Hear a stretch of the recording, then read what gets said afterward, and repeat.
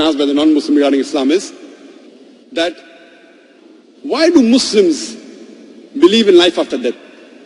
How can you prove logically about the hereafter, about life after death? And many a time there are non-Muslims who pose this question to me. Brother Zakir, you're a medical doctor. You have given a lecture on Quran modern science. You are so scientific. But how do you believe in this blind belief, life after death? Science hasn't proved it. So they pose the question that if Islam is a logical religion, how do you justify life after death? I tell them that life after death is not just a blind belief, it's a logical belief. And I've given the talk on Quran modern science, and I've said that there are more than 6,000 verses of the Quran, out of which more than 1,000 verses of the Quran, they speak about science.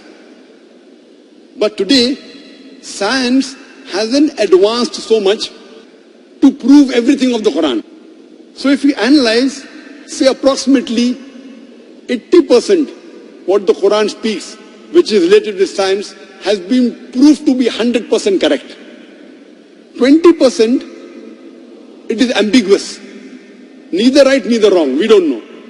So when 80% of the Quran is proved to be 100% perfect, according to scientific facts, and 20% is neither wrong, neither right, not even 0.1% of the 20% has been proved wrong, my logic says when 80% is 100% correct and 20% is ambiguous, my logic says that inshallah, even that 20% would be correct.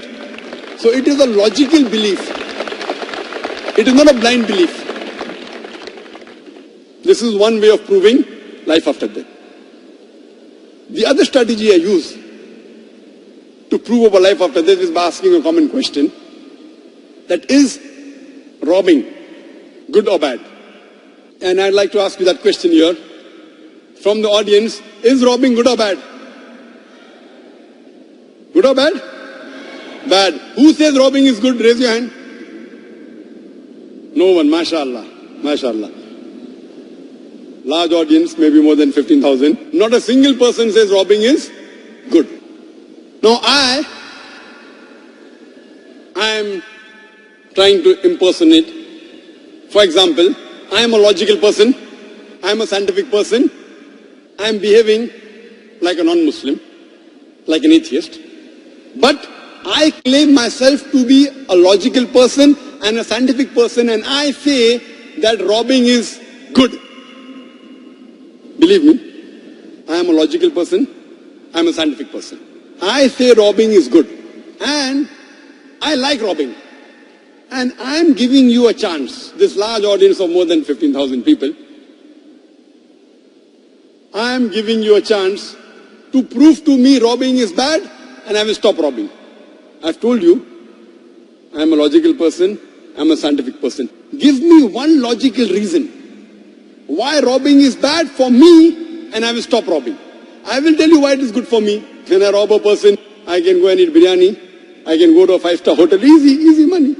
Now you tell me why robbing is bad. Don't give me 10, 20 reasons. Give me only one logical, scientific reason why robbing is bad, and I will stop robbing. Can anyone give me? Yes, brother.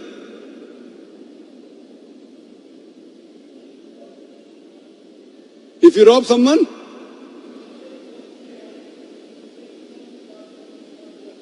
can you speak a bit louder? MashaAllah.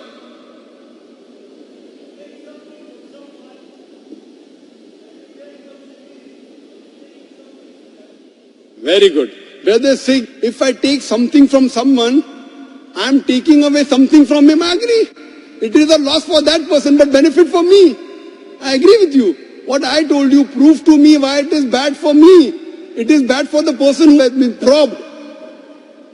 What I told you, prove to me why it is bad for me. I am logical, I am scientific. I agree it is bad for the person who has been robbed. Tell me why it is bad for me, I will stop robbing. Yes, brother, loudly. Someone will rob me, will I like it? Very good. Brother, I am a big mafia. I have got 100 bodyguards and all of them are behind the stage. I am a big robber, I am not a small robber. For a small robber it is bad. Someone may rob you. I am a big mafia I've got 100 bodyguards all behind, all with AK-47. I'm logical, I'm scientific, I'm a big robber. For small robbers, it is not good. Somebody may rob you. So, why it is bad for me?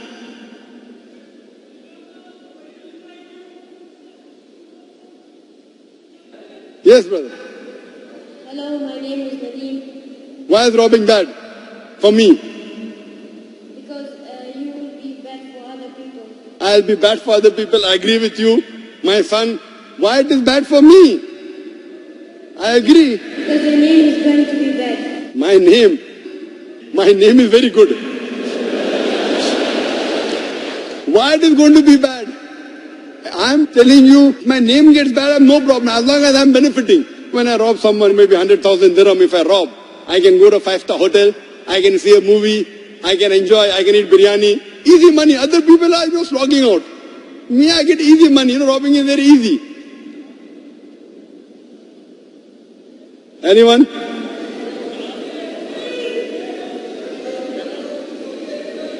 Someone will say that the police will catch me. The police cannot catch me because the police is on my payroll. I have the ministers in my pocket. I have the police in my pocket. I'm a big robber. I'm a mafia. Most of the countries, the police and the ministers can be in your pocket. They are on my payroll. So therefore, whatever answer you give, in no way, and I've done this exercise in audiences larger than this, 50,000 people, 100,000 people, no one so far has been able to tell me one logical reason. I am a non-Muslim. I'm a non-Muslim. Very logical, very scientific. No one can prove to me why robbing is bad. Want to kill me? I have got guards. Before you kill me, my guard will kill you. Yes, brother. What I think why it would be bad for you is because when you start robbing, you'll be collecting a lot of wealth. Very good. That wealth, you'll be worried about keeping it safe. And that will take your sleep away, it'll take your safety away from your family, and it won't give you peace of mind. And when you lose your peace of mind, you lose everything. Brother said, if you have too much of wealth, difficult to keep. There are many wealthy people sitting here.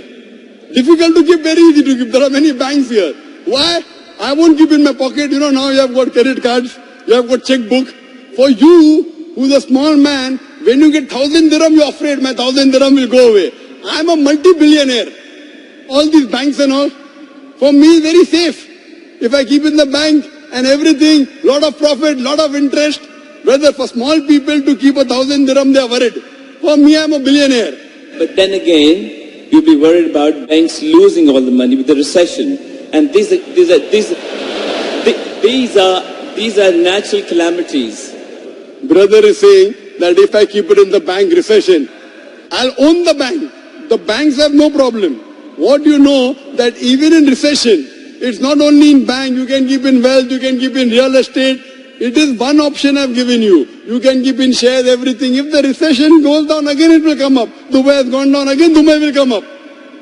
It's going to come up. It will take 4-5 years. I'm so big, I've got no problem. But there's no answer to that. Yes. No answer, I will give you the answer. I agree with you. There is no logical reply why robbing is bad, why raping is bad, why cheating is bad. Now, we turn that side. You are the non-Muslim, robber, logical, scientific. I am a Muslim now. I, the Muslim, I agree with you that logically to prove robbing is bad is very difficult, except what I'll do first, I'll prove to that person the existence of Allah subhanahu wa ta'ala. And I've given the talk, is the Quran God's word? It's for 2 hours, I don't intend giving the talk here.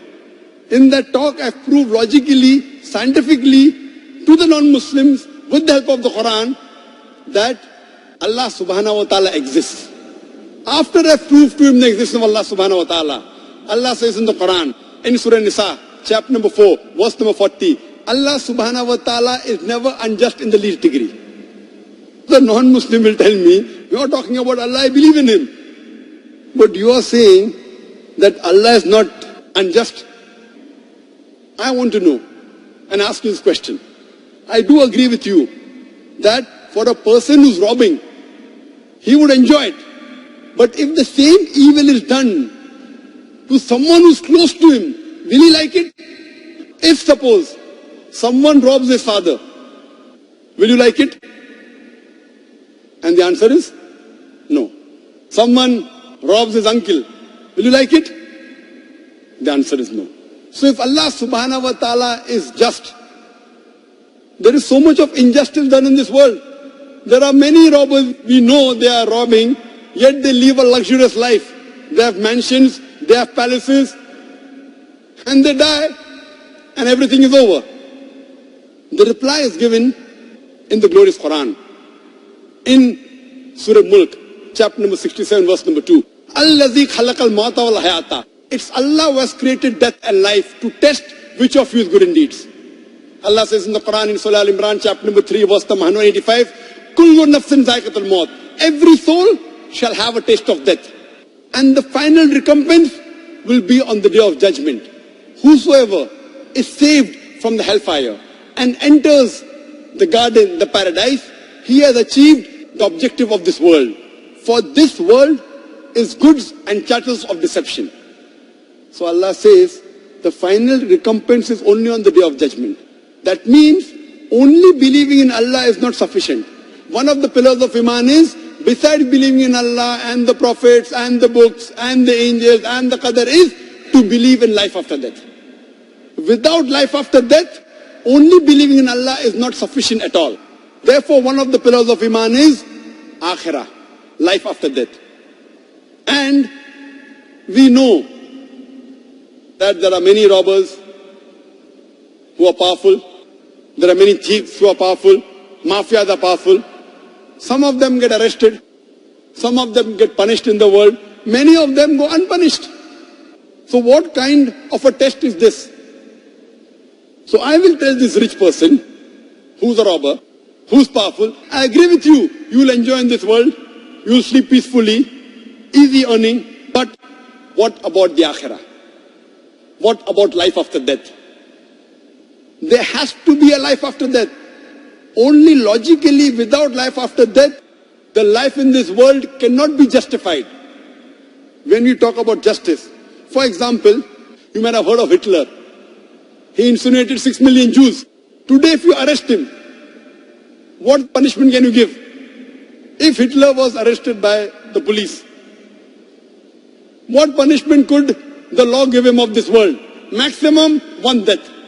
What about the balance? 5,999,999 people he killed.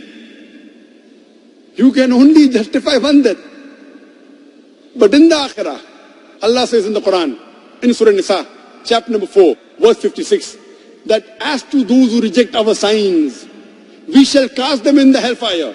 And as often as their skins are roasted, we shall give them fresh skin so that they shall feel the pain. So if Allah subhanahu wa ta'ala wants to incinerate, burn Hitler 6 million times, he can do it. If Allah wants to burn him 12 million times, he can do it in the Akhirah. In this world, whatever your police catches, you can maximum compensate for 1 death. That's the reason, logically, and to justify that robbing is bad, raping is bad, bribing is bad. There has to be something like Akhirah. There has to be life after death. Without life after death, only believing in God is not sufficient. Only believing in Allah will not justify why robbing is bad, why raping is bad, why bribing is bad, except with the concept of Akhirah, as Allah says in Surah Al-Imran, chapter 3, verse number 185, Kullu nafsin zaiqatul maut. Every soul shall have a taste of death. The final recompense is in the day of judgment.